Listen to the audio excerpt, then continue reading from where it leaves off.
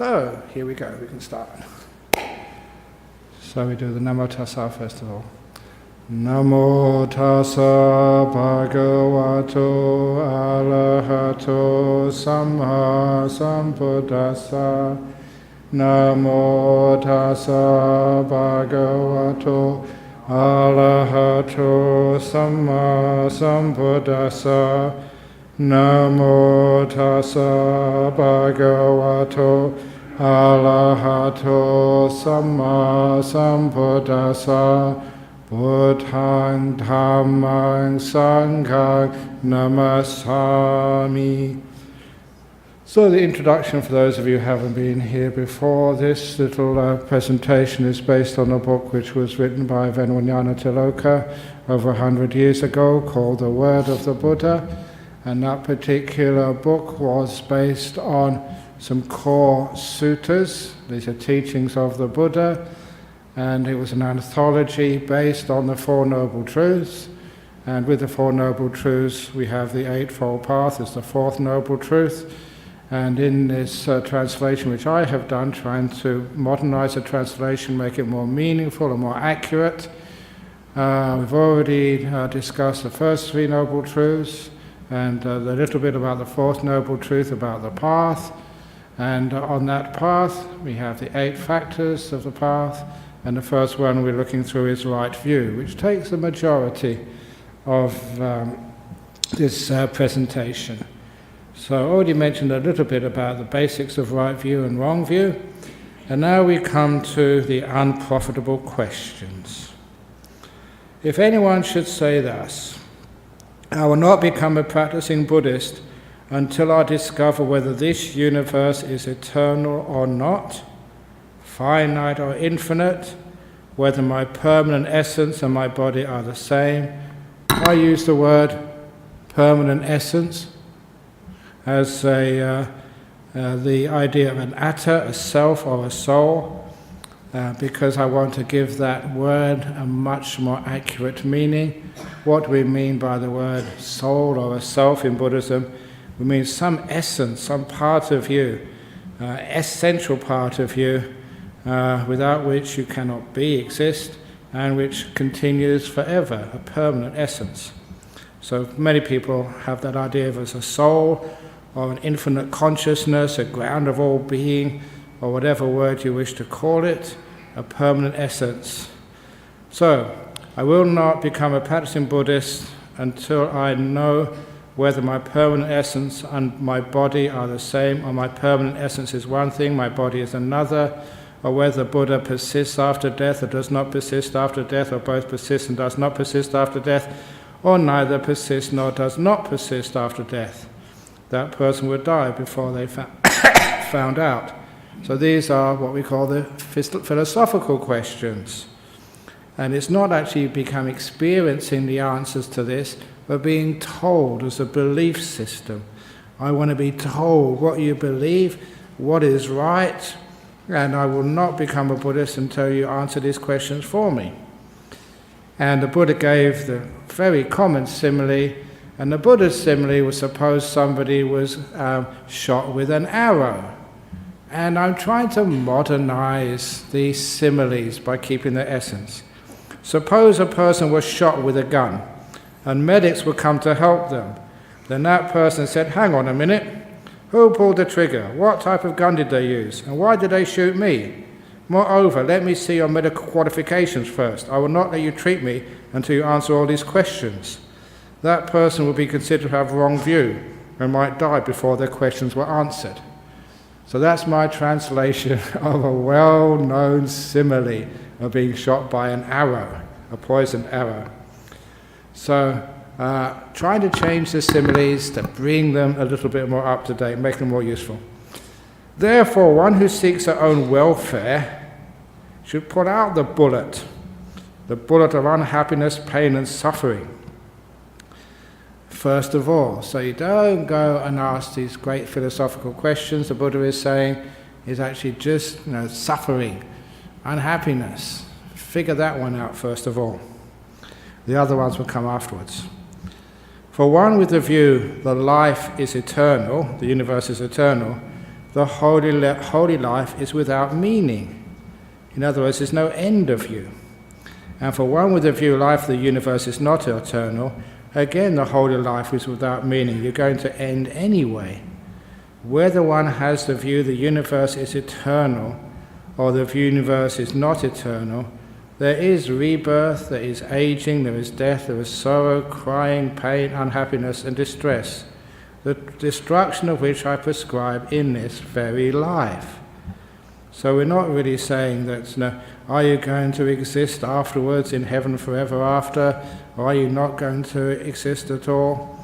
So instead we say, these are the problems: birth, aging, death, sorrow, crying, pain, unhappiness. And the path of Buddhism is to destroy those things. This is like right view, focusing on what Buddhism is actually teaching you and giving you, and what's most important. Any comments or questions about that so far? Okay. So in order to end suffering, rather than to give you philosophical answers, which I said you'll find out the answers to those questions later on, but and you don't believe what the Buddha says about them, you find out for yourself. But that is not the main purpose.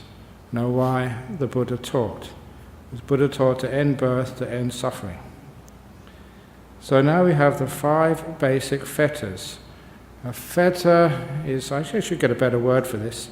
A fetter is like a ball and chain, something which ties you to, I think they used to put these fetters on criminals 100, 200 years ago, chaining their legs together.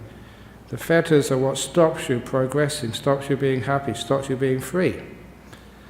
Here, one who has not seen the Dhamma, and we call this a putuchana, it literally means the ordinary folk, abides with a mind addicted and attached to a view of a permanent essence. And they do not even seek an escape from the long-standing wrong view of a permanent essence. When that wrong view of a permanent essence has become habitual, it is regarded as a basic fetter. In other words, you just look at life, you assume life from a point of view of a permanent essence somewhere within you. One who abides with a mind addicted and attached to skeptical doubt, or to a belief that rites and rituals are sufficient in themselves to reach awakening, to desire for the 5 senses, addicted and attached to aversion, then they don't even seek an escape from these states. Then when these states have become habitual, they are regarded as the 5 basic fetters. In the sutras, they sometimes call them the lower fetters, and the other ones are higher fetters. But to me, fetters are fetters. One is basic, one is much more refined. So I use the word basic fetters instead of lower. These, the 5 basic fetters, are what tie you to the world and stop you being the first 3 fetters stop you being a stream winner, and the next 2 fetters stop you from becoming a non-returner. Any questions about that? Comments? Okay, we'll carry on. Now those are the problems, and this is one of the reasons why those problems are not overcome. Again, the basic fetter, number 1, is the mind addicted and attached to the view of a permanent essence. For those of you who know Pali, that's called Sakkaya Ditthi, sometimes called self-view. The first of the fetters, the one which you overcome, which sends you on the path to enlightenment, to realize there's no driver of the bus, which is you. So that's what I'm saying here, the view of a permanent essence, which is hearing me, knowing what's happening, and making decisions in your life. So, one who has not seen the Dhamma does not understand what things are fit for contemplation and what things are not. Thus, they contemplate on those things unfit for attention, or not on those things fit for attention. In other words, one is not even looking in the right place to find where the Dhamma is. And the Buddha gives examples of what is looking in the wrong place, how you contemplate unwisely. Did my soul exist in the past? Did my soul not exist in the past? What was my soul in the past? How was my soul in the past? Having been what did my soul become in the past? Shall my soul be in the future?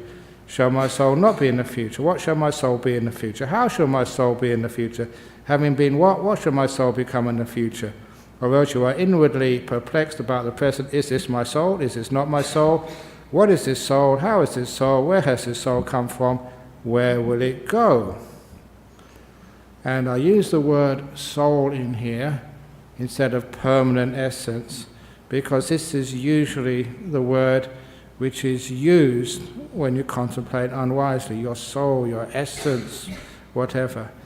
And the reason why these are unwise considerations is because they all are founded on the existence of a soul. Yes, you are here, I am, and now you want to say, was I in the past, or did I just come in this present? And then what was my soul in the past? How was my soul in the past? And what is this soul? How is this soul? Where has this soul come to be? This all assumes there is a soul somewhere, and you're trying to find out where it is and what it is. A simile is looking for the Loch Ness Monster. Just because you haven't found the Loch Ness Monster doesn't mean it doesn't exist. Maybe it's hiding in some deep cave underneath the waters in that lake in northern Scotland. So just because no one's found it doesn't mean it doesn't exist. So people keep looking at it, and of course they're looking in the wrong place. So when you think there may be something there, use unwise considerations. So 6 views about the soul.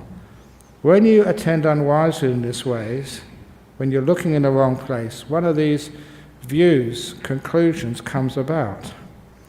The view that I possess a soul arises you as true and established. Or the view I possess no soul, only a material body whose conscious life is a mere byproduct of a brain arises in you as true and established. I'll just read them out and I'll go back upon them afterwards.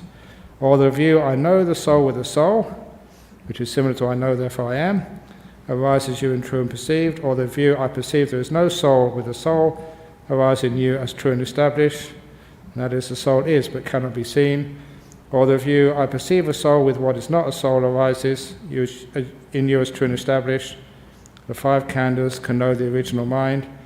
Or else you have some such view as this: it is this soul of mine that speaks and feels and experiences here and there the result of good and bad actions, but this soul of mine is permanent, everlasting, eternal, not subject to change, and will endure as long as eternity. In Buddhism, those are the 6 wrong views about the soul. I'll go over them because they're important. The view I possess a soul arises in you as true and established is the most common view in Western cultures, where the Abrahamic religions of Judaism, Christianity and Islam take it for granted. It's true and established that they have a soul. Or we have the view, which is a materialist view, which obviously many scientists espouse. I possess no soul, only a material body whose conscious life is mere byproduct of a brain. So in other words, the consciousness will stop once the brain stops. That's the materialist view. Or the view, I know the soul with a soul. And I sort of equated that with a famous saying, Descartes, I know, therefore I am. It wasn't Descartes, who was that? I know, therefore I am. It was Descartes, I think. I know, therefore I am, arises in you. You know something, you're aware of what's going on here, so you assume because you are aware, because you know, because you feel, then you must have a soul. Or I perceive there is no soul, with a soul arises in you, as true and established. So you say, well, I'm sure there is a soul, but I cannot see a no soul. But I have a soul, but it cannot be perceived. The soul is, but cannot be seen. Or the view, I perceive a soul with what is without a soul. The apparatus of knowing, which is the five khandhas, the five components of existence, I call them, that is not a soul, but it can actually know a soul. It can perceive the soul. And that is the five khandhas aren't the mind, aren't the soul, but they can know what is a soul. Or else you can have such view as this, which is a far more common view. It is this soul of mine that speaks and feels and experiences here and there the result of good and bad actions. In other words, I am the one who knows. But this soul of mine is permanent, everlasting, eternal, not subject to change, and will endure as long as eternity. Now, the only real way you can understand what is wrong view is to see it in the contrast with the right view. And this is the right view which the Buddha stated, and this is another explanation of the middle way. That word, the middle way, is referring to the practice which we do, avoiding the extremes of austerities and indulgence, but it's also a philosophical middle view between existence and non-existence, and this is the right view. Venerable Sir, it is said, right view, right view. In what way is there right view? What is the truth? Asking the Buddha. The world, Kachana, mostly depends on a duality, upon a theory of existence or of non-existence. Now the soul is, the world is, or there is no soul, there is nothing, there is no world.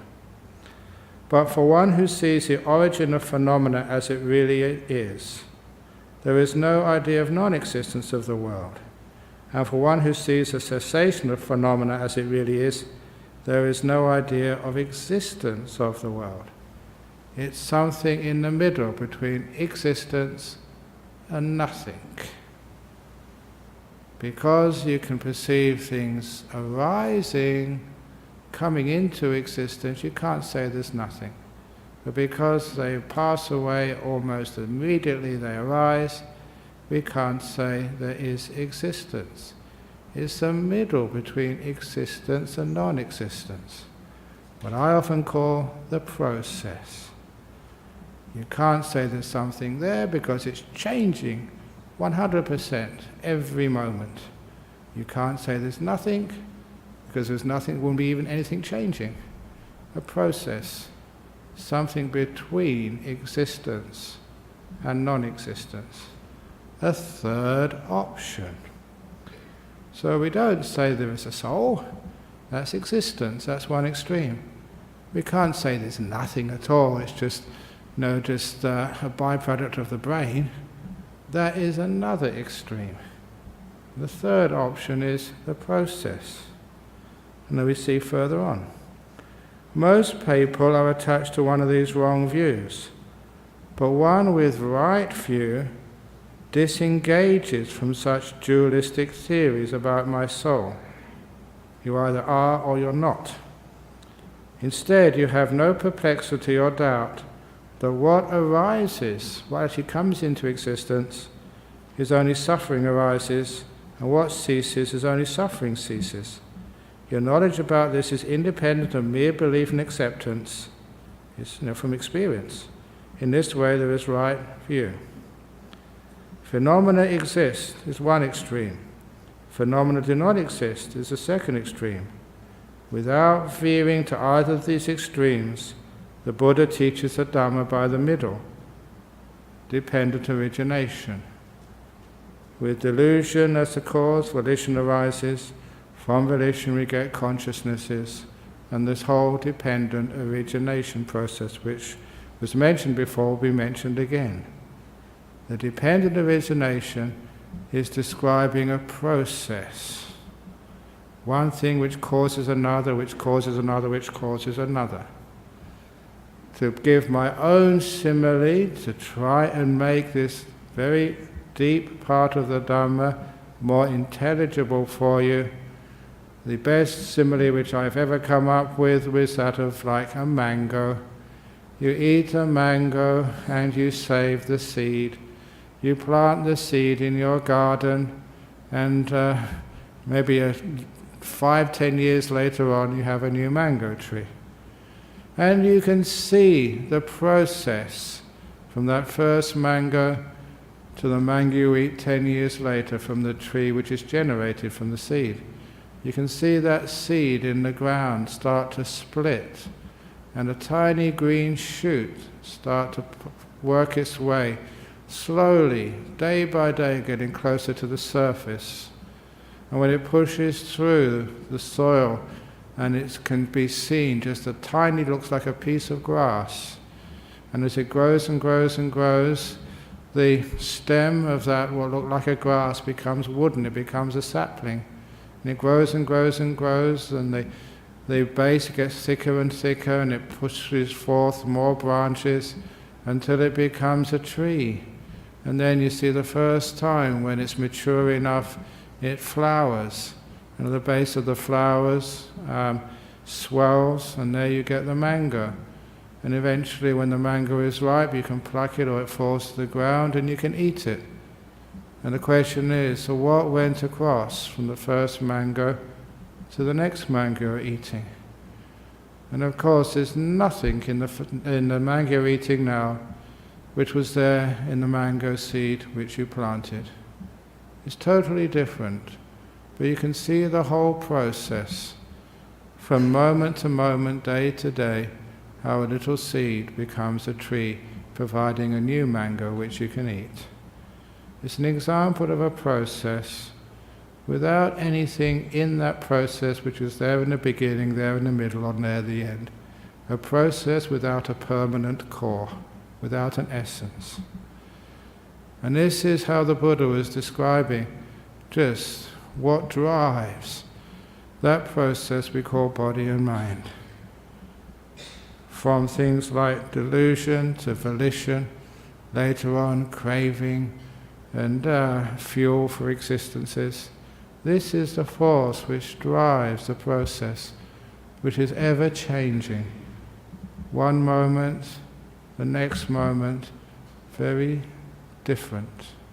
So this is a beautiful simile of what the Buddha is saying here. The two extremes is saying there's nothing there. Of course there's something. You can see the mango, you can see the seed, you can see the tree. There's something there, but it's not something permanent. You can't say it is because it's always changing. In science, in maths, it's like the point. The point is not something which doesn't exist, but it has no extension. It's got no, you can't measure the length of a point. It's halfway between being and not existing. So, this is the idea of the in-between. Not is. Can't say there's nothing. In between a soul and materialism. And of course the dualism of Western philosophy was always between those two. People who believe in the soul, which was a religious part of Western culture, and those who believe in there's no soul, it's just a byproduct, an illusion created by a brain, which is the other extreme. That's the dualism which the Buddha was pointing to. And the Dhamma is neither of those extremes. It is a third option.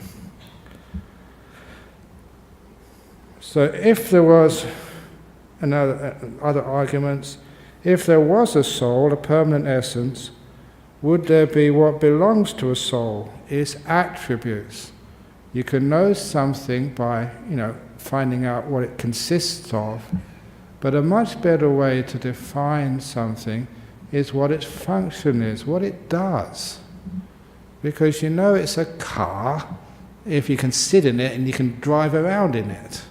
That's what's called a car. It's defined by what it does. And there's so many other things. A cup is what you can put tea in. So one way of understanding what a thing is, what is yourself? What is a soul? You understand it by what it does, not by actually what it is. So, if there was a soul, a permanent essence, would there be what belongs to a soul, its attributes? Yes, Venerable Sir. So you can know a soul, a self, by what it possesses, what it owns. A garden, you know it's a garden by its attributes. It's got flowers in it. It's got sort of grass in it. Where you park your cars, you can't say that's a garden. It's got cars in it. It's got asphalt. That's how we know that it's known by what is inside of it, what belongs to it. So if there was a soul, would there be that which belongs to a soul? Yes. If there was what belongs to a soul, would there be a soul? Yes, Venerable Sir. The Buddha is saying here, the attributes of a soul are not to be apprehended as true and established. What do you own? What is part of you? You don't own your will. You prove that many, many times. Advertisers and politicians know that. They influence your will. They take control of it. You don't own your mind. You try and stop thinking. Yeah, you'd like to, wouldn't you? So easy. Just, I'm going to be still now. I'm going to get into jhanas. I'm not going to do anything.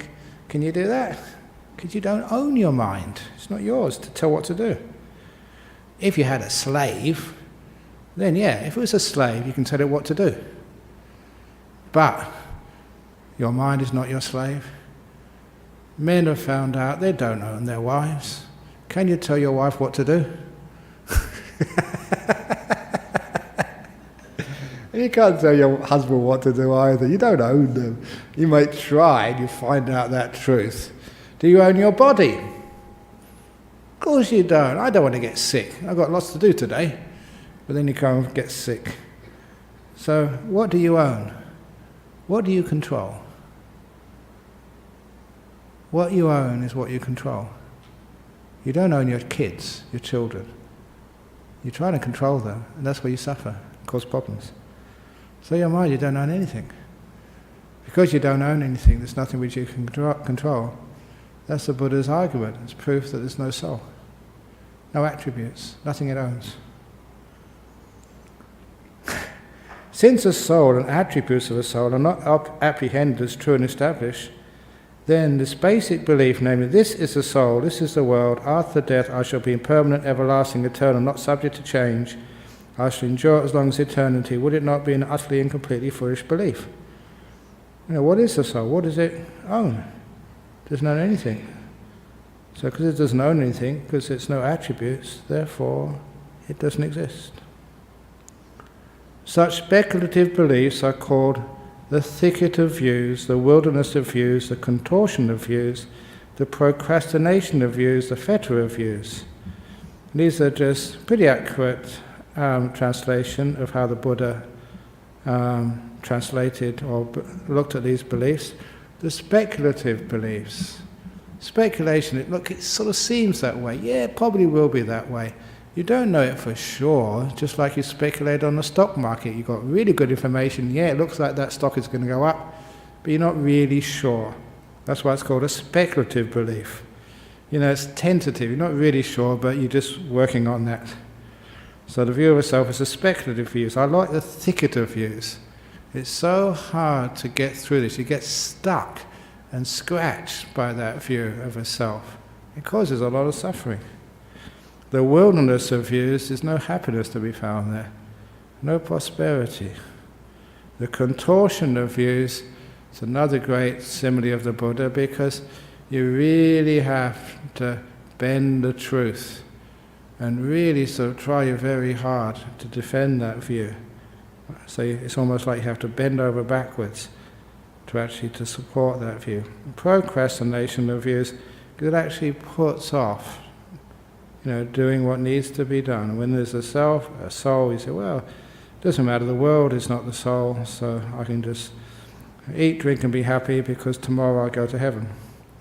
And the fetter of views, because it does stop you being free. Shackled by the fetter of views, the unenlightened person is not freed from birth, aging and death, from sorrow, lamentation, pain, unhappiness and distress. They are not free from suffering, I say. So actually believing in a permanent essence, is the main reason why you keep getting reborn. Because there's something there to be reborn. Your belief creates the next world for you to carry on in. Now the unenlightened, this is a wonderful little sutta here. Oh, by the way, that one which was the Kachana, the two extremes and the middle doctrine, that became such a very famous sutta in the history of Buddhism, because as Buddhism became more intellectualized, where monks spent more time arguing than meditating, and they started developing different schools of Buddhism, and first of all just different interpretations, and then just much more differentiation of ideas and views. And we started getting in about 1,000 years after the time of the Buddha, or maybe a bit earlier than that, the first shoots of the Mahayana coming up. And the Mahayana was not anything to do with a difference of practices, but much more a difference of views and ideas. And it was a very famous Buddhist scholar called Nagarjuna. He was a bit disgusted about all these monks arguing, and mostly about the nature of a self. Is there something there? Is there not something there? And Nagarjuna, he went back to this one sutta. He quoted this. This is what he told everyone to look at, to say, look, you're both wrong. The Buddha taught about a middle way. And about you can't say there's nothing, you can't say there's something, it's in between that way, it's the process. And that actually started, that became known as the Majjhima doctrine. But strangely enough, that Majjhimaka, which is one of the great schools of Buddhism, that became adopted by Mahayana. And it became one of the great Mahayana schools. But it's based on a sutta which is straight out of Theravada. So many scholars notice this as a real strange anomaly of history. Here he tried to pull everybody together by going back to original teachings of the Buddha, and instead of trying to unite people, he actually developed another school. And that's sometimes what happens. You've got two different schools. Say you've got the Protestants and the Catholics, and somebody comes along, let's unite everybody, and then we get a third group, the united group. Unfortunately, that's what happens in the world of sectarianism. But of course, as a very good monk, I mention this so often, I'm a very good monk, I've been celibate for 42 years, so I don't believe in sects, whichever way you spell them. S-E-C-T-S or S-E-X. Neither, I don't think. It's very good. Anyway, so this is actually the Kachana Sutta, was so famous in the Buddhism 1,500 years ago. And anyway, this little one, 1261 here. The unenlightened worldling might experience revulsion from this body. Let its importance fade away and be liberated from it. Why? Because growth and decay are seen in this body. Moreover, it is born and dies. We can see that, we know this, and so after a while you get pretty fed up with this body. Don't invest so much in it. Especially when you get old, you keep it going, but it's a lost cause. No one ever really recovers from sickness in hospital. They just put off dying for a few more years. You'll end up getting sick again. So what is that great saying, the definition of life? Life is a sexually transmitted terminal disease. It's a very, very wonderful saying. Unfortunately, that came after the time of the Buddha, that saying. So anyway, this body, we can all see that. And sometimes if it's revulsion, this body, isn't there something else? Let its importance fade away and be liberated from it. Why? Because growth and decay are seen in this body. Moreover, it's born and dies, whatever you do. But this thing which is called mind or mentality or consciousness. And I just pause here because sometimes the way it is written in these ancient languages is very precise. They have an or there, not and. This one thing which people call all sorts of different names. You might call it your heart, your essence, the mind, consciousness, awareness, the knower. We have so many different words, but it's all pointing to this same idea of a permanent essence, a soul, an essential being, a heart of you. And here, this is what the Buddha is saying, that one thing, which is sometimes called mind, sometimes called mentality, or sometimes called consciousness, those three Pali words, citta, mano, or Viññāna, that one thing which is called by all these different names, the unenlightened worldling, people who haven't seen the Dhamma, is unable, they just can't do it, to experience revulsion towards it. Revulsion towards your mind. Fed up with it, had enough with it. Why? And let its importance fade away and be liberated from it. Why? Because for a long time you have held, appropriated and grasped the wrong view that this citta or mind or consciousness, whatever you call it, is mine. This I am. This is my permanent essence. So because of that view, that there is something inside of you, a self, a soul, a permanent essence, a mind, a citta, whatever, because you've grasped it, this is what the grasping is, that this is mine, this is who I am, this is my permanent essence.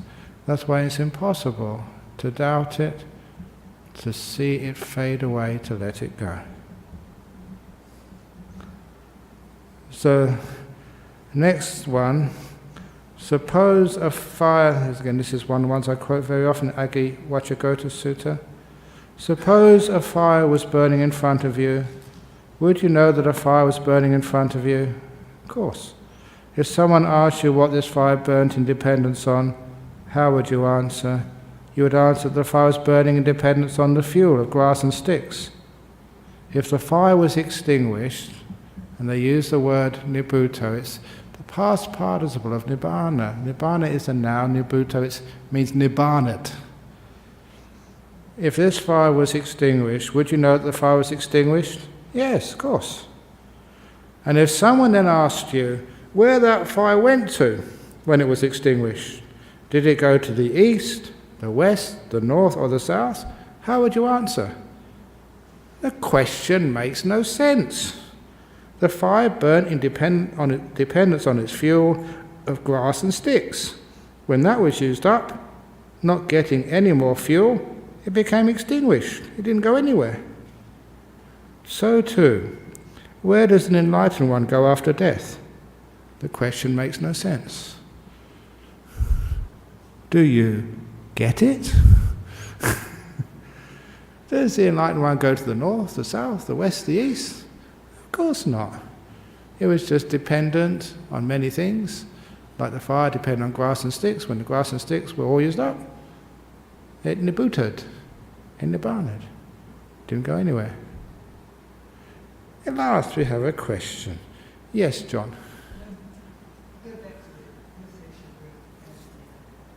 The wrong views of the self, and the common one, which fits quite easy actually, is to view, you see what you did wrong and what you did right and so forth. Now who is actually seeing that? Who's actually seeing that? Wrong question.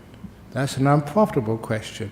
Who is actually seeing it assumes there is some person there, a being, a who. So instead we change the question to something which is more profitable. What is experiencing that? Not a who. You can see that sometimes when you put the question wrong, you find no real good answer. If you ask the question, who am I? Then that's trying to find the Loch Ness Monster again. It has no ending to it. Just because you haven't discovered it yet, you assume, who am I? That you exist. There is a being, a person, an essence. You just trying to find it. And just because you haven't found a good answer yet doesn't mean you're going to give up your belief. Just because you haven't found the Loch Ness Monster doesn't mean it doesn't exist. So you're asking the wrong question. He said, what do I take myself to be? Now, what is experiencing this? And then you find it's just these 5 components of existence. What is hearing me? It's just the sense of sound. You have sense base of hearing. There is sound coming from my mouth, and the two come together and consciousness turns on, and you're aware of it, and the brain interprets it, and the mind knows what your brain has experienced as sound. It's a process, that's all, not a thing. So when you ask what is experiencing this, rather than who, it becomes a profitable question, not an unprofitable one. Does that make sense to you? Yes. Okay, at the back, yes, Chris.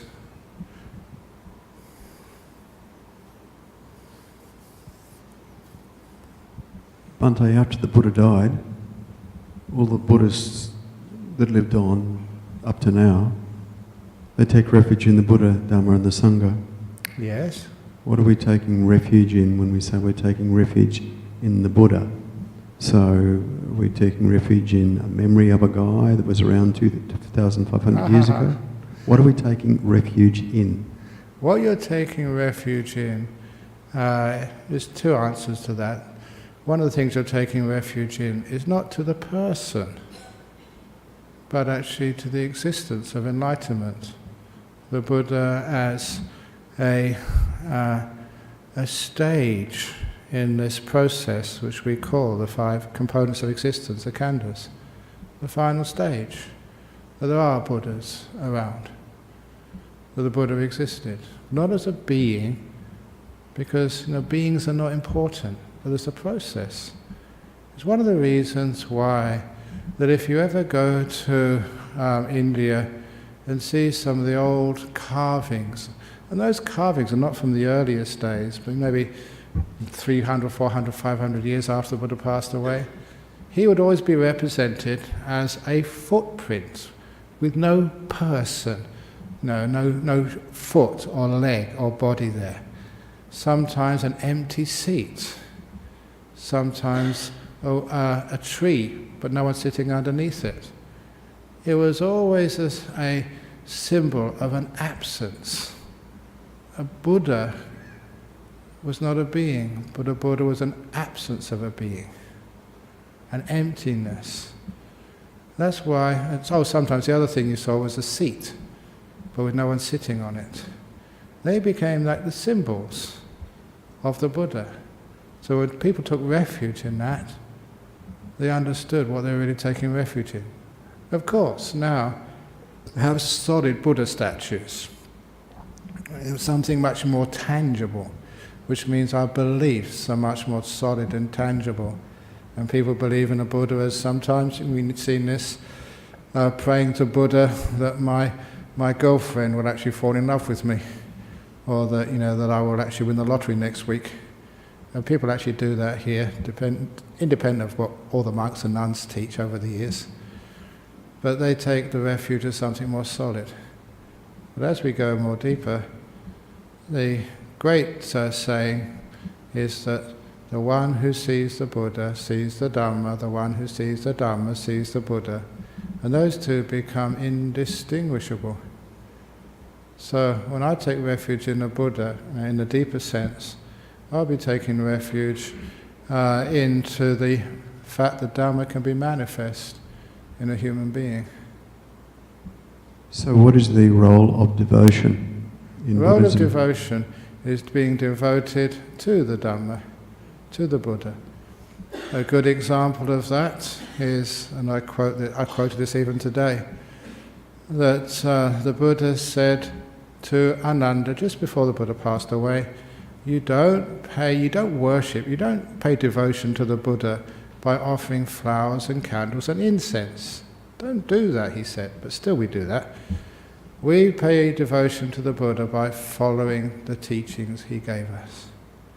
That's the only way to worship a Buddha. Following the teachings, the example. So, and my take on that was one of the first stories in Good, Bad, Who Knows, and stories of flushing the Holy Quran down the toilet. And they say, what would happen if you flushed a Buddhist holy text down the toilet, Ajahn Brahm? They say, yeah, you can flush as many Buddhist holy texts down the toilet as you like. You can blow up the Buddha statues, you can burn down this temple, you can kill all the monks and nuns. But I will never allow you to flush Buddhism down the toilet. To flush peace, kindness, forgiveness, tolerance. And that's where I started to mention the difference between containers and contents. And that is a mistake most people make. That's not the Buddha. That's a container. What did that symbolize? So that's where we take refuge, not in the container of the Buddha, the person, the statue, but the contents. What did the Buddha embody, teach, practice? The example is what we take refuge in. So what would you recommend as our stance towards other beings that have become enlightened since the time of the Buddha? You can know that there's some, traditions in the Tibetan Buddhism and other traditions that say that there are other people that have followed in the Buddha's footsteps, even in the early monks after the Buddha who became enlightened. What is your view about how we should adopt an attitude towards these people, and do we show them respect and reverence, or do we just discount them? You show what they represent as reverence, not the being, but what they represent. Some of those people have got pretty profound teachings. Yeah, exactly. But it's the visions you respect, not the persons. Depersonalize it. Because otherwise, my guru. So you follow the guru, but you don't follow the teachings. And sometimes when it becomes like a personalized, then seeing the person is important. Listening to the teachings are not important. Just being with somebody, but not following what they say, is more important. So you see that the people, become important, not their message. That happens here, Ajahn, with you. Of course it does. So you should just follow what I say, not what I am. Yeah, go on. Ajahn Brahm, I thought in the scriptures it did mention, before the Buddha died, before the Buddha he was dying, and then I think it's Ananda was crying, and then he was saying to the Buddha, when you've gone this thing, who do we take refuge to? And the reply from Buddha is, you see me through my teachings. Yeah, that's what he said. What the Buddha actually said, who will be our teacher? So not who you take refuge in, but who will be our teacher? And that's when the Buddha said, your teacher will be the teachings which I've left you. But your refuge would always be the Buddha, Dhamma and the Sangha. Those are your three refuges. But your teacher will be the teachings. Okay, yes.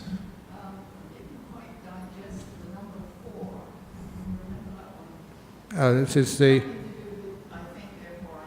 Oh, yeah. Oh, no, that's number 3, I think. Or number 4. I perceive there is no soul with a soul.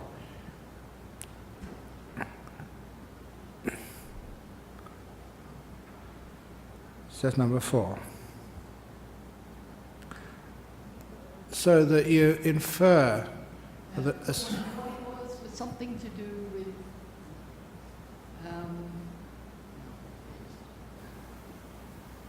I wasn't sure if the people were saying about the soul, that they believed in a soul. Yes.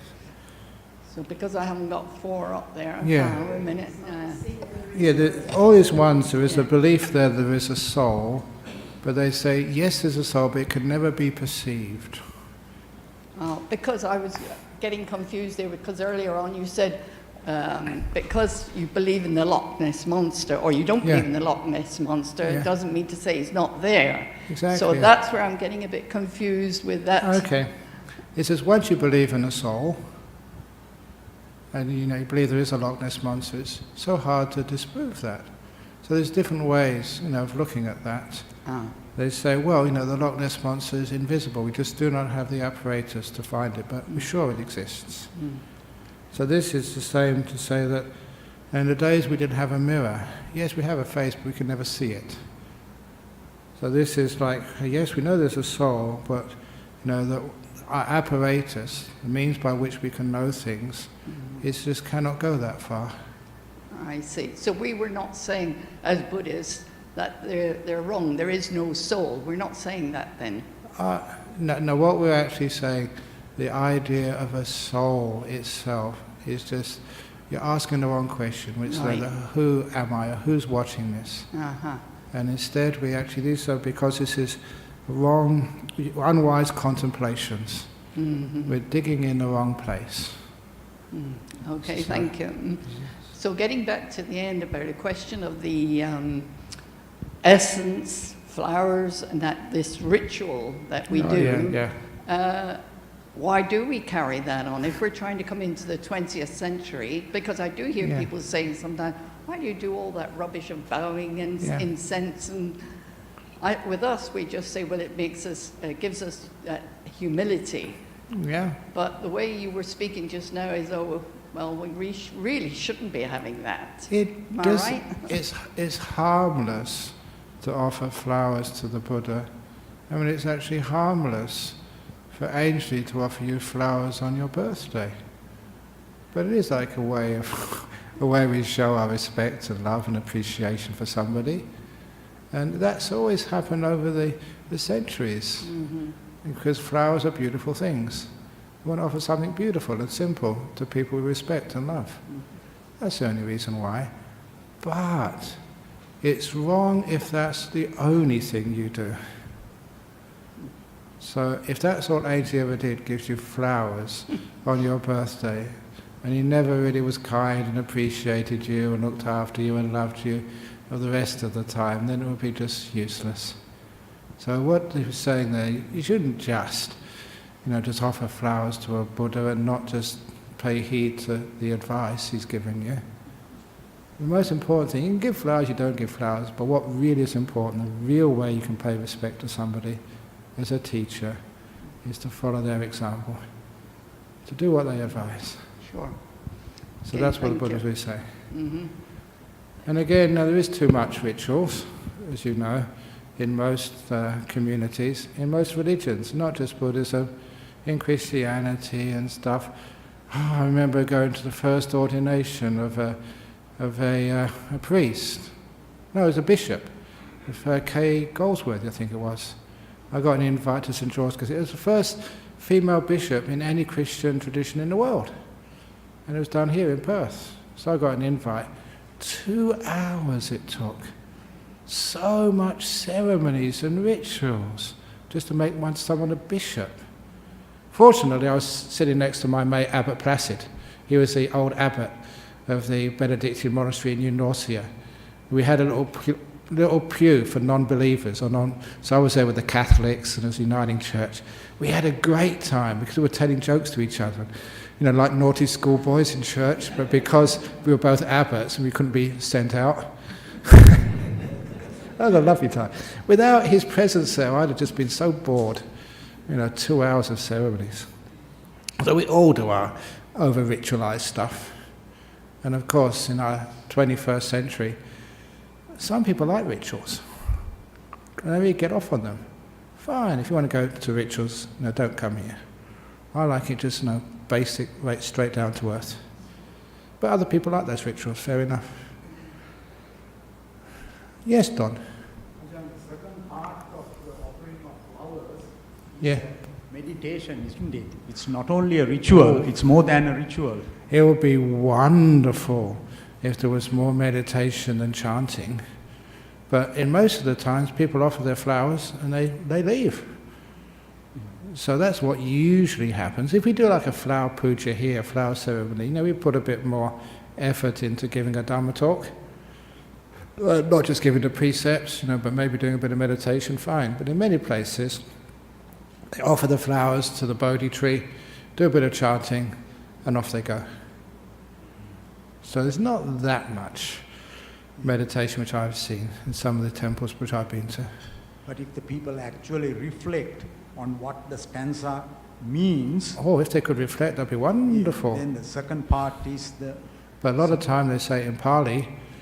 And even when I was in Sri Lanka recently, many of the lay people said, even when the monks give bhana, give the teachings, they use such complicated language with so many sort of terms which are just based on Pali.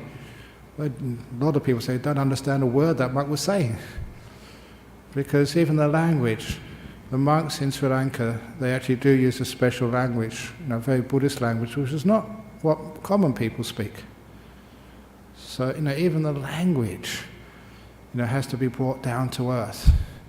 As the taxi drivers, as the people selling bananas in the market, would say. And then people can actually understand them. That's why they liked hearing talks in English. Even though for many English was their second language, they could understand the Dharma better in English than they could in Sinhala. That's the same in Thailand as well. People use really very philosophical language. They use jargon. And sometimes you can't understand what the heck they're saying. And because in places like Thailand and Sri Lanka, people are just so reverent to the monks. Even if they don't understand it, they say, sadhu, sadhu, sadhu. And so the monk comes away thinking, really good Dhamma talk. Because, you don't say, that monk, I didn't understand a word of it. So this is what I'm very happy with being in Australia, because if I make a mistake, I get so many emails back. And so they keep me honest. So thank you so much for your criticisms. It's true. Okay, where were we? Oh, this is the right view. And views and discussions about the soul. Are you okay just carrying on? It's 4 o'clock now? I usually say till 4:30 in this class. Okay, here we go. Now, one who says, experience is my permanent essence. Now, this is very common that, I am because I think. It's not just think, because I feel. I know, I can hear this, therefore I must be. So, experience is my permanent essence. Should be told, there are 3 kinds of experience: pleasant, painful, and neutral. Which of these 3 do you consider to be your soul, your permanent essence? What is pointing out here that experience is always changing. It's never the same. And in this particular case, you can see it divided into 3 parts, pleasant, painful, and neutral. Which of the 3 do you consider to be your soul? When a pleasant experience is felt, no painful or neutral experience is felt, but only pleasant experience, and the same with the other 2 combinations. When painful is felt, no pleasant or neutral is there, only painful. And when a neutral experience is felt, no painful or pleasant is there, only neutral experience. You only feel one at a time. So you know that pleasant experience is impermanent, conditioned. In other words, you have to have its causes for being pleasant, dependently arisen, bound to decay, to vanish, to fade away, to cease. And so to our painful experience and neutral experience, they don't last. That's a beautiful thing to keep in mind.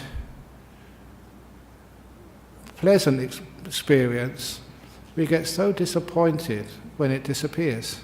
But please notice, it has to disappear. I try to teach a lot by using humour. When people say, I ask you how I do, I'm doing well, and I say, it won't last. People say, that's really nasty, Ajahn Brahm. Having a good day today. How are you? Are you healthy today? You overcome your operation? I'm feeling healthy now. It won't last. You've got to say that because it's true. And I also say when people are having a hard time, this too will pass. And that's a wonderful thing to know when things aren't going well in your life, when they're painful, when they're suffering. That is one of the things which you always remember if you're in hospital, really sick, in great pain. going through difficult times in your life, emotional difficulties as well as physical pain, please remember it doesn't last. It can't last. By its very nature, no matter what you do, no matter what the universe throws at you, it cannot last. And that shows that there is a light at the end of the tunnel, which gives you a lot of solace. So many people have actually got through some very difficult times just noticing it is impermanent. So, but the pointer here is, because experience is sometimes pleasant, sometimes painful, sometimes in between, that it's not permanent. It cannot be an essence. So, understanding that experience, anyone who on experiencing a pleasant experience thinks, this is my soul, my permanent essence, must at the cessation of that pleasant experience think, my soul has gone. And with the same with painful and neutral experience. Thus whoever thinks experience is my soul is contemplating something in its present life that is impermanent, a mixture of happiness and unhappiness, subject to arising and passing away. Therefore it is not fitting to maintain experience is my soul. Fair enough, so let's refine it.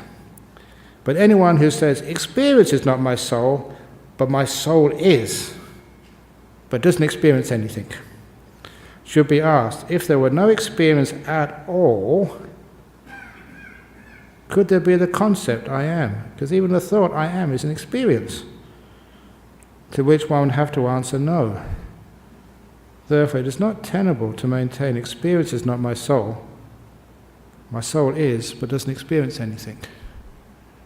If your soul doesn't experience anything, it doesn't exist. To exist is to experience. And sometimes people say that. Yeah, there's happiness and suffering in the world, but my soul is beyond that. My soul doesn't suffer, doesn't have happiness, doesn't have pain, doesn't have anything even in between. In other words, it doesn't exist. You can't even think, I am. And anyone who says, okay, fair enough, let's try something else. Experience is not my soul. My soul is, but does not actually experience anything, but my soul performs the act of experience. In other words, experience is something outside of the soul, like, I'm the operator of the computer, so I am the soul, my computer is experience, I'm the one who actually messes around. I perform the act of experience. That's the nature of a soul, to perform acts of experience.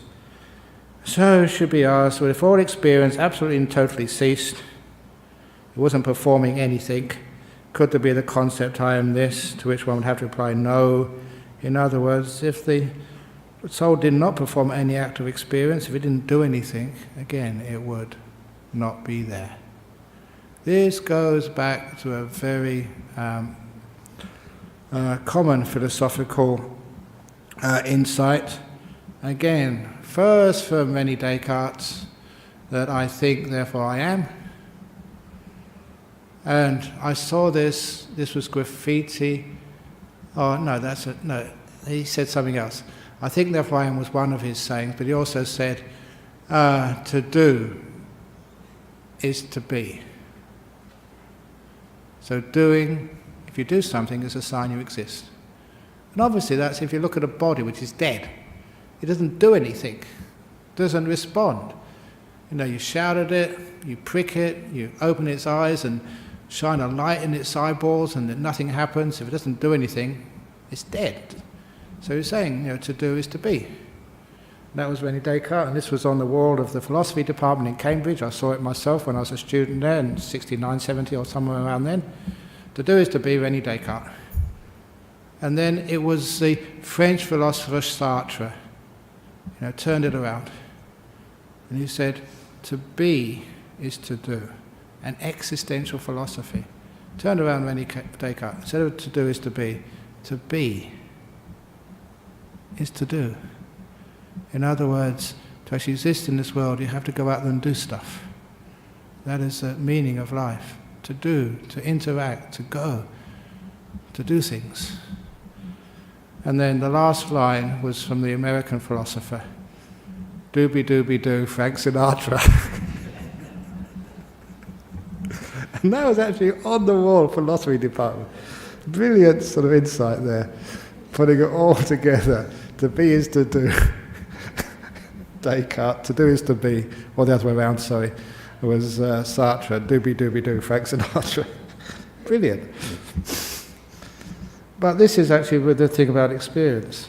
If you don't experience anything, you aren't. So the idea of if your soul is actually what performs experience, when it stops performing experience, it doesn't exist anymore. It stops. And the whole idea of a soul is it actually is permanently, a permanent essence. So, from the time when a meditator no longer regards experience as a soul, or that the soul is, but does not experience anything, or the soul is, doesn't experience anything, but the soul performs the act of experience, that's its nature. When they don't regard those things, but you regard, in the way of those three things are not there, then you cling to nothing in the world. By clinging is you don't sort of cling to this being my permanent essence, that being my permanent essence, this being my permanent essence. And when you realize there is no permanent essence to protect or to cling to, then not clinging to anything, you're not excited by anything. And by not being excited by anything, you gain personal liberation. You know rebirth is finished, the whole life has been led. Done was what had to be done, there's nothing more here. Even experience doesn't belong to you. It's not me, it's not mine, it's not my essence. Therefore you can let experience stop. The only reason why it won't stop is because you've got a personal investment in it. That's me. I am experience. Therefore there's no way I can let that go. And where that happens is when you meditate and things start to disappear and experience begins to fade away, then you get scared, your body starts to go, and you say, I'm going. You're not hearing, you're not smelling, tasting, touching, you're disappearing. I'm vanishing. And that's scary. That's where fear comes from when you meditate. So many people get afraid.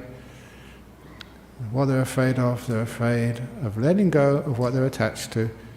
Not me being attached to that, but the one doing the attaching. That's what you're letting go of.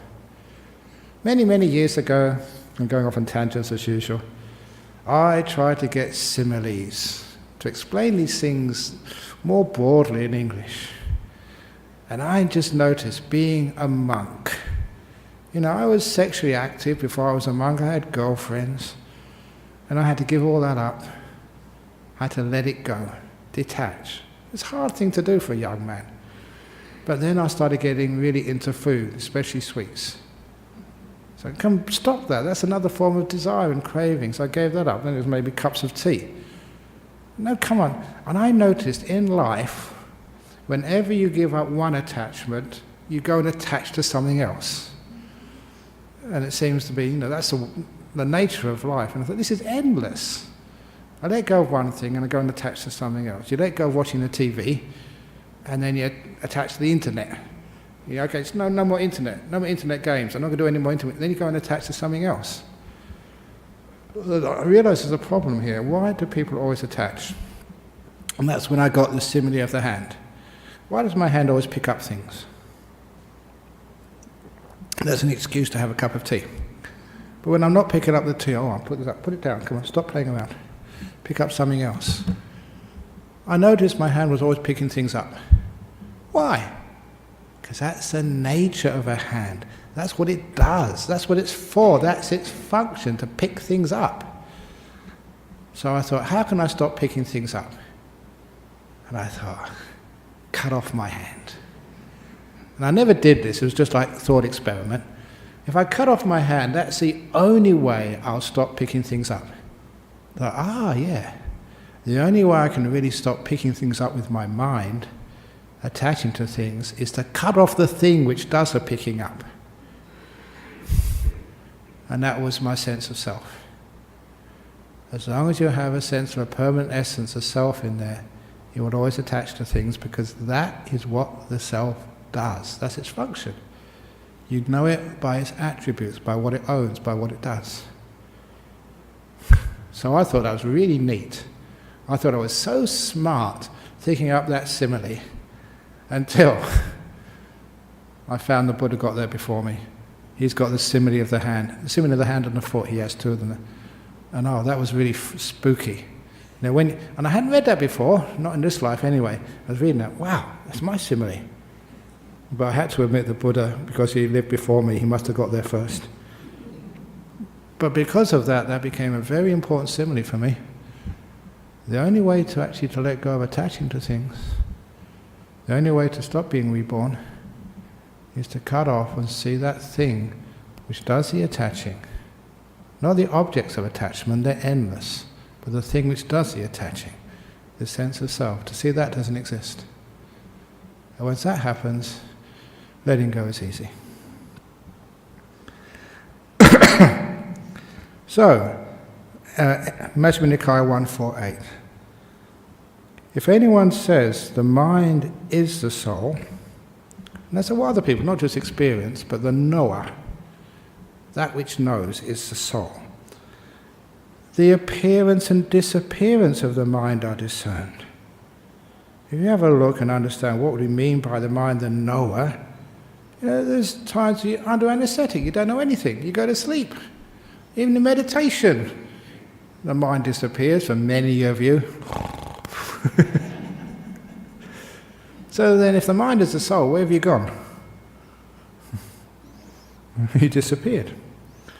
The appearance and disappearance of the mind are discerned. And since its appearance and disappearance are discerned, it would follow that my soul appears and then disappears. That is why it's not tenable for anyone to say the mind is the soul.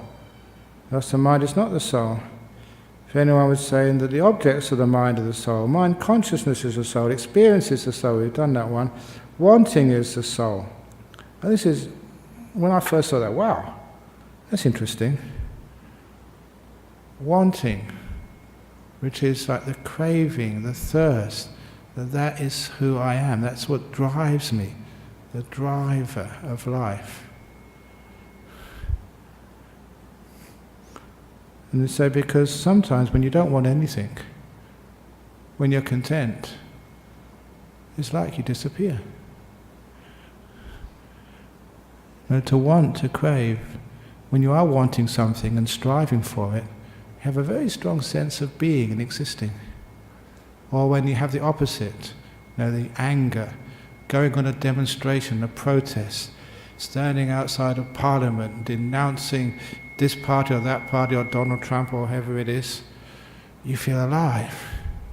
Because to want, to do, or aversion, anger, gives you a sense of existence. So if you say wanting is the real me, then of course sometimes that disappears. So where have you gone? That's why it's not tenable for anyone to say the wanting, the craving is the soul. Thus the mind is not the soul, mind objects are not the soul, mind conscious is not the soul, mind objects is not the soul. I've got that too. Experience is not the soul, wanting is not the soul. And it would be rather better, said this already, for the uninstructed worldling to take as the soul this body rather than the mind. At least the body lasts a long time, because this body lasts for up to 100 years or even longer. So at least it has some sense of permanence, this body. But anything to do with the mind, consciousness, experience, it comes and goes so quickly. But that thing that is called the mind or mentality or consciousness arises as one thing and ceases another all the time. Actually, in the sutra it says by day and by night, and that's just such a confusing thing. It means all the time, so translate it as it should be translated.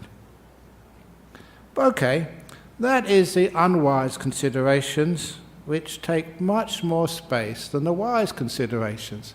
That's because there's so many different ways to be unwise, but very simple ways to be wise. So an enlightened one, or one on the path to enlightenment, understands what things are fit for attention, what things are unfit for attention. Thus they do not contemplate things unfit for attention, only those things fit for attention. You contemplate the suffering, the origin, what actually causes suffering. This is getting the bullet out instead of just, do I exist, do I not exist? And the cessation of suffering, the origin of suffering is the wanting. When you stop wanting, things vanish. And this is the way leading to cessation of suffering, the Eightfold Path. When you contemplate in this way, 3 fetters are abandoned in you, a view of a permanent essence. You see that that's a false view. There is no soul in here, nothing permanent. But remember, if you haven't understood that, the middle way thing, people say, well, if there's no soul, then what gets enlightened? What gets reborn? What experiences come later on? If there's nobody in here, it doesn't mean there's no one in here. There's nothing. Doesn't mean there's a permanent soul. The process, the third option, not the duality of this or that, the in-between, which is a process. That's why this dependent origination is so powerful. It describes the process. A leads to B, and when B arises, A is totally God. B leads to C, when C arises, B is totally vanished. Nothing goes across, just a process, a cause and effect, giving the illusion of a self, but it's just a process. It's not there's nothing, there is something. You can hear me. There is, but not a permanent essence. A process, the third option. So, you contemplate suffering. And remember what it said earlier, what arises is only suffering arising, suffering passing away. Agitation, irritation, stops the beautiful peace of nothing. When you contemplate in this way, 3 fetters abandoned in you, a view of a permanent essence, skeptical doubt, you see, you don't need to doubt or have any sort of faith anymore. If it's just faith and belief, there's always doubt attached to that. You never really know for yourself. And a belief that rites and rituals are sufficient in themselves to reach enlightenment. Those who have abandoned 3 fetters are all stream enterers, no longer subject to rebirth in a lower realm, and headed for full enlightenment. And the reason they're no longer subject to rebirth in a lower realm is that they can let go of the bad karma, which would usually make them feel guilty enough to send themselves to a lower realm. It's the old guilt thing. How many of you, you should forgive. You've heard me talk about that. You've read other people talk about that. You've learned it in the Sutta. You know it's really important to forgive and let go of the past. But can you do it? No. Not until you have seen there's nobody in here. When you finally see there's no permanent essence, who's there to blame? And this guilt thing, which really comes from the sense of a self, a permanent essence which was responsible for all of this, disappears at Stribuna. The idea of guilt and blame, when you realize there's nobody in there, when there's no driver at the bus seat, then you stop complaining. You stop getting angry at the bus driver. Why did you stop here? Why can't you drive faster? Why can't you do this? They do have Uber cars now. And I'm sure that when not Uber cars, the Google cars, the driverless cars, when more people go in the driverless cars and they have a crash or they turn the wrong way, You got no husband, you stupid husband, you should look at the map before you drive. You know wife, you always lose directions, wife. You've got no one to complain to anymore. That would make driving very boring in the Google cars. So, when there's no one to complain to, it means there's no guilt. When there's no guilt, the bad karma of the past doesn't actually catch you. No more rebirth in lower realms. You don't need it anymore.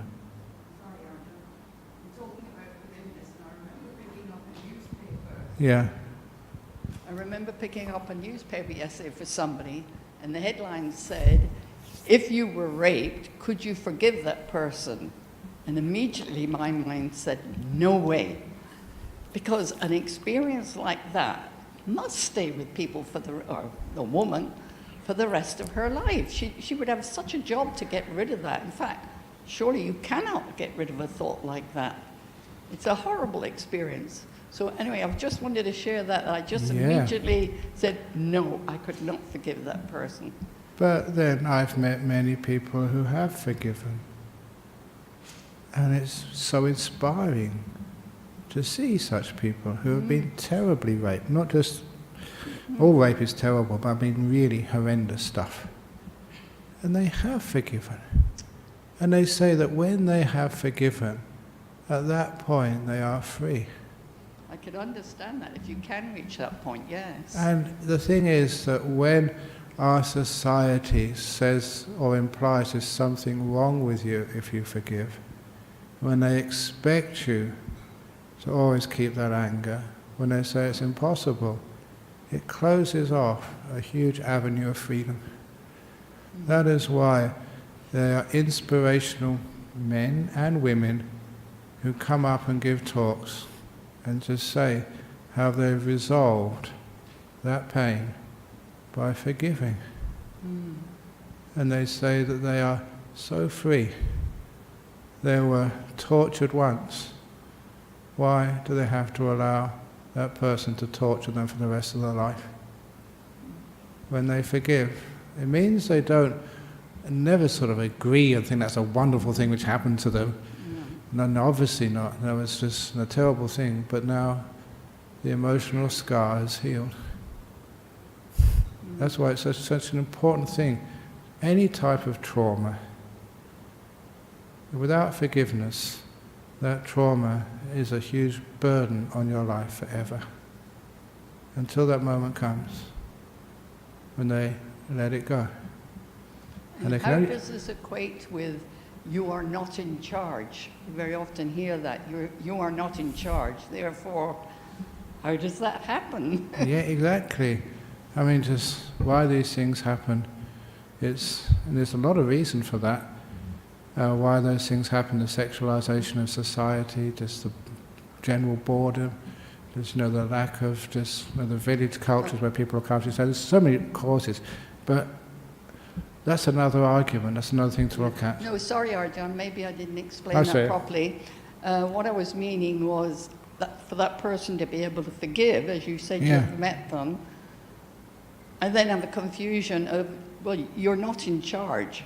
That means you're not in charge of forgiving yourself, or forgiving. That one, yeah. Do you understand me? Indeed. I mean, this is why when that is encouraged by our community, by our society, by others, you can't do it for yourself. You need help, encouragement. And one of the things is, it's possible. You can do it. It's allowable. And just to know that, you mean I can forgive? And that is a possibility. It's a huge opening of other avenues. I always say the first thing about forgiveness is to know that you can forgive. And the second thing is see the benefits of forgiveness.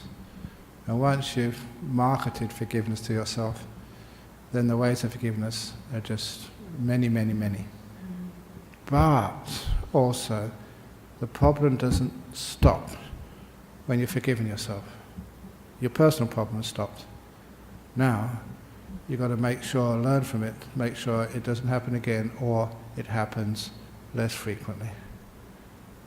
That's why the people who have been through that, and they know what they're talking about, they can just really go up there and just give amazing advice why these things happen and how strategies to make sure they never happen again, or happen much less frequently. But without that forgiveness, it gets suppressed deep inside a person. And they suffer and suffer and suffer, and sometimes they don't know why they're suffering, why their life is going sort of pear-shaped. Acknowledge, forgive, and learn, the AFL code. So, and that happens makes it much easier when it's not a personal thing anymore. I don't know how many times that I've seen that people think that they're dirty, they're not worth anything anymore. The girl has done nothing absolutely wrong, not their fault at all. But they take on this sense of uselessness, meaninglessness, and that's what happens when you don't forgive. Thank you. How does that equate with the process, the third way? The third way of forgiveness and how does it all slot together? Well, it is. It's just not a being in there. It's this process which has been defiled and hurt. But it's when one sees there's not a person there but a process, it makes forgiveness much easier, because it's much easier to let go when there's nothing doing the holding and grasping. It's much easier to let go of things. As long as there's a hand, you always pick up things. As long as there's a sense of me, there's always a sense of guilt and a sense of hurt, which we won't let go. You are not that girl who was raped. You're a different person. And that gives avenues for freedom. No one can defile you. You always change. So this is another way of looking. But I'm going off point now, because I was doing about the sense of self and how once that sense of self has been seen for what it is, just a delusion, an assumption which has no basis, and the third option gives you something else to replace it by, that makes it easier to let go. That's why one becomes a stream winner. Yes, Don, make it the last question. Yeah, very quickly, just to get back to the soul, could one argue that your accumulated karma is really the equivalent of the soul, because that is what you carry across from life to life, and that's what determines what you are going to be. Yeah, the soul is like the vehicle, and the karma is the container. It's the contents of that. So I mention that because I just see Sompop, he's putting all of the dana which we've accumulated on the weekend into the car to take back to Viññāna, over there. But the karma is not really defines the soul, because it's just the karma is what you put into that soul. It's almost like the contents. Because that's one of the other things, once that sense of soul is seen for what it is and vanishes, you've got no container anymore. You can't drive things off into the future. You've got nothing to carry the karma. So if the karma is what goes into the, and the soul is the container, then it exists, isn't it? It doesn't exist. It's only that if you think it exists, if that is your view, then you have a container, and then karma can be carried. But if you see that for what it is, it's not a container after all, then you can't fit anything in. So it's the delusion which creates that sense of self, and with that sense of self, it does create the possibility for karma to be carried.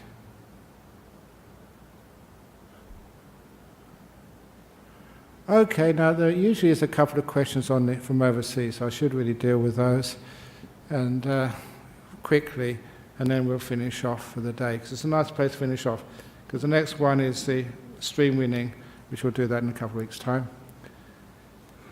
In South Australia, how do you differentiate between the revulsion to the mind and vibhava danha? Vibhavadanha is trying to destroy something. It's a craving not to exist, but which is really just a craving, an I wanting to destroy a self. The simile which I use for the craving to annihilate something is from Oliver Twist, where one of the characters there says, if Oliver comes back with a £5 note, then I'll eat my own head. And to eat your own head is like the craving to destroy existence. I want to stop existence. Trying to eat your own head. You can say it, you can contemplate it, but it's a bit difficult to actually to do in practice. The revulsion towards the mind is actually to see it just as a cause of suffering. And so the revulsion means, sometimes I use the word repulsion instead of revulsion. It's just, you're not interested in it anymore. You know, sometimes it's like when you had toys as a kid. There comes a time when you don't want to play with those toys anymore. And you've been there, done that, and you just turn away from it. That's the meaning of revulsion. So in the USA, if you don't exist anywhere after Nibbana, how is this different to nihilism? It's different to nihilism because nihilism, again, is the sense that there is nothing. You don't say there's something, there is this third option of a process. So this process, is the difference between the dualism of nothing and something. And this is describing life, existence, world in front of us. After Nibbana, this is parinibbana they mean. Parinibbana means when a person is enlightened dies, then there is nothing there, and the reason there's nothing there is nothing there to begin with. But nihilism is the doctrine of, in this world there is nothing. And I think that there was one philosopher who espoused that there is nothing in this world, and it was George Bernard Shaw, kicked him. And when this philosopher said, Al, you have been disproved. And lastly, in Singapore, right view is perfected only on stream entry, which needs one to walk the Eightfold Path. How should a soul believer walk the rest of the Eightfold Path to eventually get right view? A soul believer walk the rest of the Eightfold Path is the soul believer. After a while, you hear these things and they make a lot of sense.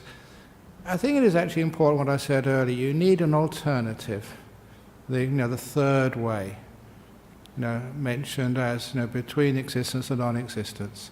Because otherwise, anyone who says there is no soul, nihilist, or there is something, both are unsatisfactory. And to find an alternative, that third way taught by the Buddha, he called it the middle way, between existence and non-existence, is very helpful. Because, what I took to be a self, which I said didn't make any sense, there's nothing there, nihilism doesn't make sense. But now I understand what this is. What I took to be a self is just a process. And that makes a lot of help for a person to see it in another way. And of course, the other way which does it is do some meditation. Let the sort of things disappear, and then it becomes really obvious. Okay, that was PJ, a good old friend in Singapore. Hopefully you're okay.